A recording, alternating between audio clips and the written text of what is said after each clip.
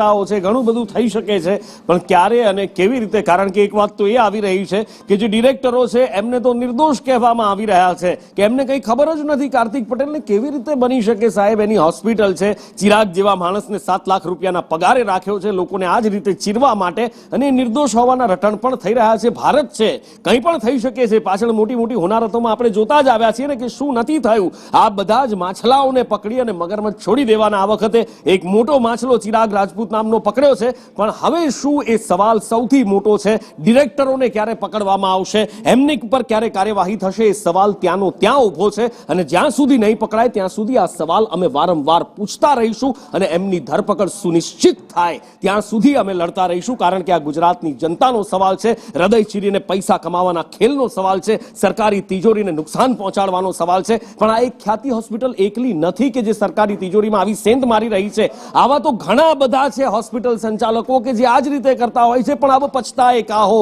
જબ ચીડિયા ચૂક ગઈ ખેત. પણ તેમ છતાં દેર આય દુરસ્ત આયની જેમ અત્યારે સરકારી તંત્ર ઊભું થયું છે, આરોગ્ય વિભાગ ઊભું થયું છે અને અલગ અલગ જગ્યાએ હવે સાવચેતી રાખવામાં આવી રહી હોવાનું કહેવામાં આવી રહ્યું છે. ને એમાંનું જ એક છે આ આરોગ્ય તંત્ર આણંદનું કે જ્યાં આગળ મંજૂરી વિના કેમ્પ ન કરવા હવે આદેશ આપવામાં આવ્યા છે.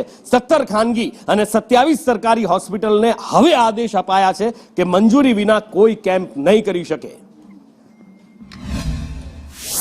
આણંદ જિલ્લાની 17 હોસ્પિટલો છે, પ્રાઇવેટ અને બીજી ગવર્મેન્ટ હોસ્પિટલો છે. એટલે અમારે રાજ્ય સરકાર તરફથી જે સૂચના હતી કે કોઈ પણ પીએમજેવાય હોસ્પિટલો પીએમજેવાય અંતર્ગત કોઈ પણ કેમ્પ ના કરે, એ બાબતની અમારા તરફથી તમામ હોસ્પિટલોને લેટરથી સૂચના અપાઈ ગઈ છે કે આપના તરફથી કોઈ પીએમજેવાય રિલેટેડ કોઈ પણ જગ્યાએ જિલ્લાની અનુમતિ સિવાય કોઈ પણ પ્રકારનો કેમ્પ કરવામાં આવે નહીં.